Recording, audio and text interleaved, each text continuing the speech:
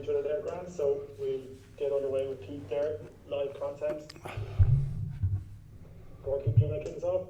Sure, I will, yeah. Thanks very much. Hi, Pete. Good to see you, man. Corky.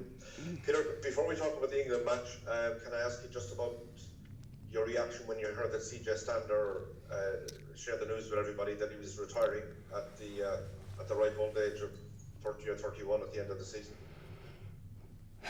Yeah, look, very shocked, obviously. When he told us all last night, obviously didn't see it coming. I don't think anyone did, but he explained his reasons. And his reasons are very, very valid ones. Very noble ones, in my opinion, and everyone will respect his decision. The man has given an incredible amount to not just Ireland but Munster as well.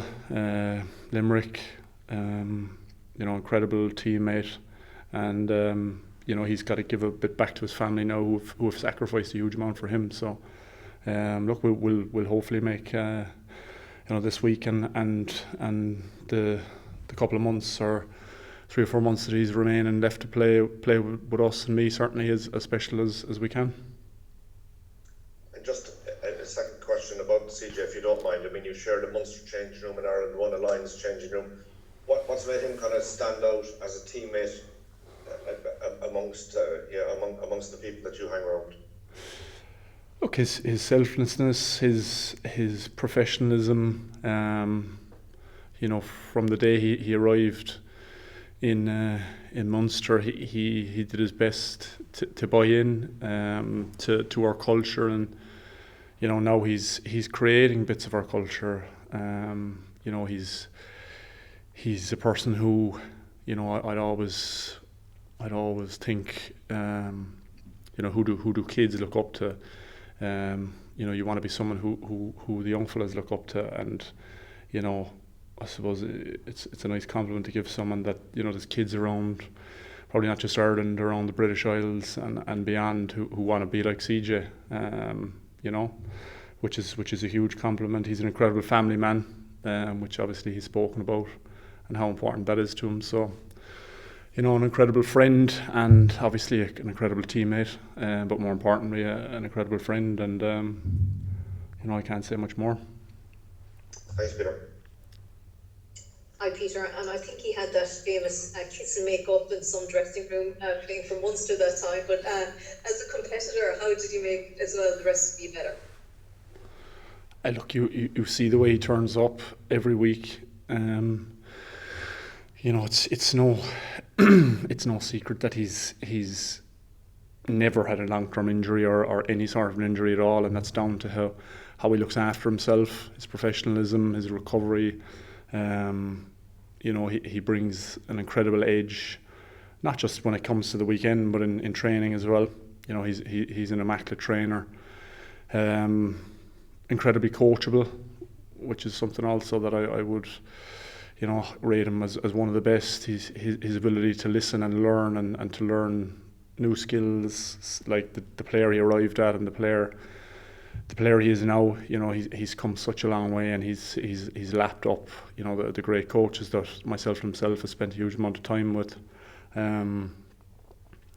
Again, just a competitor. You can see it in him. We've all watched him play 50 odd times for Ireland and well over 100 for Munster. He's just competing and competitive with everything, and that's what made him such an incredible teammate. Obviously, since your suspension, how tough has the last month been for you, and how desperate are you to get on the Irish team now this weekend, Peter? Yeah, look, it's been hard. Obviously, when it's different when you're injured, you're on a different buzz. But when you're fit and healthy and you're ready to go and you're raring to go and you can't, it makes it a little bit tougher. But I spent a couple of great weeks with Munster, kind of training with the A team and stuff, trying to help the seniors to prepare for their games, and back in here last week to prepare the lads as best as possible, which I certainly enjoyed. But look, I'm not going to make any bones about it. I'm looking forward to getting back playing. Peter, just going back to CJ for a minute, how disappointing is it for him, I suppose for the group as well, that he won't get the send-off he probably deserves with a full stadium this weekend, and presumably for the rest of the season with Munster as well?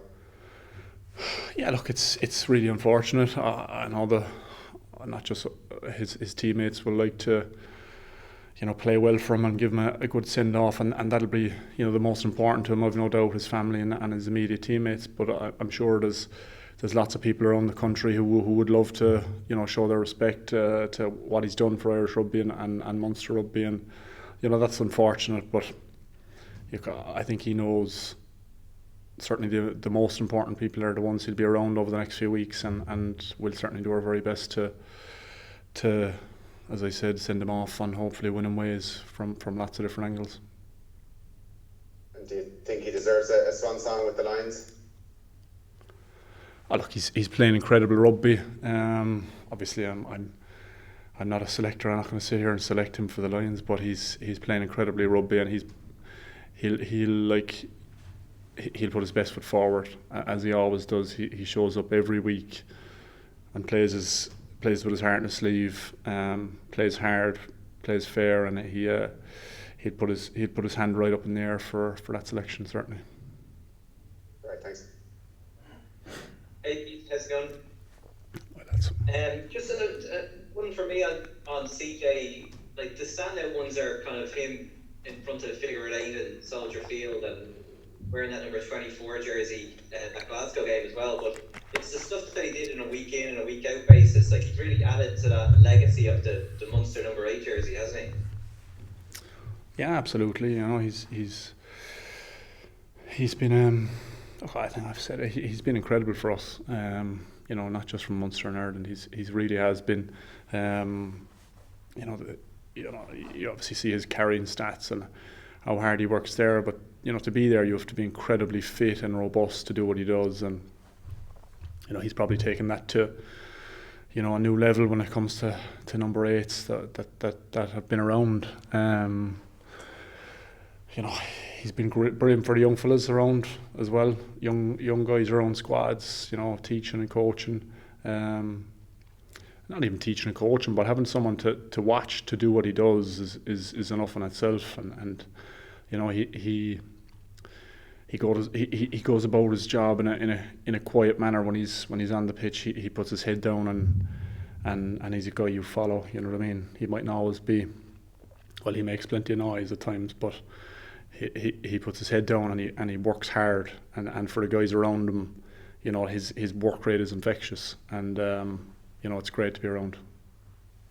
And I always remember that game when Jamie had picked up his injury before you guys played England around Patrick's Day around a few years back. But just the incredible atmosphere when Ireland normally play England at home, and you guys are without that this weekend. But so how do you guys kind of charge yourself up? It's a kind of a self-motivational job this time, isn't it? Look, every game has been like that since this happened. We've always relied massively on our crowd in the Aviva and abroad. They give us such a great atmosphere there, and we've had to navigate our way around that. Over the last few months. So, look, this weekend won't be any different. I sit here. I don't know how many times the week of an England game. It's a massive week for both teams. It doesn't get. Every Six Nations game is incredibly hard fought and difficult, and it's no different with England at the weekend. You've seen the quality, that they produce every week in, week out. The quality they showed last week to overcome a very good French team. So look, it's Six Nations week. It's the final week. There's a huge amount at stake, and that's the way it always is. Hi Pete. Red cards obviously a part of the game, and they happen. But do you feel like you now owe the team a performance sort of to atone for that and to make amends?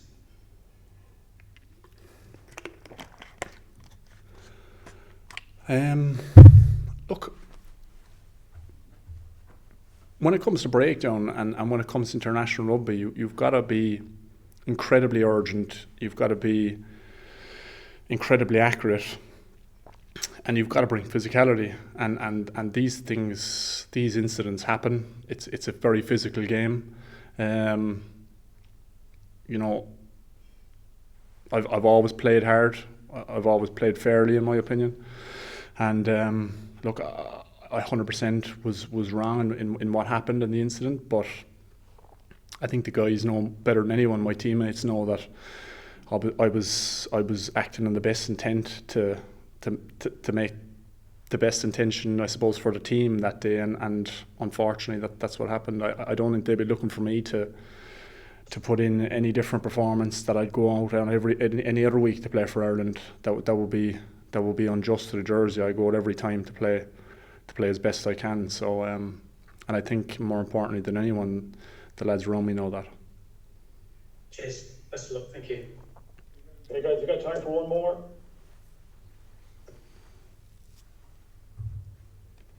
Happy enough? Okay. Cheers, lads. Thanks guys. Thanks. Pete. Thanks, mate.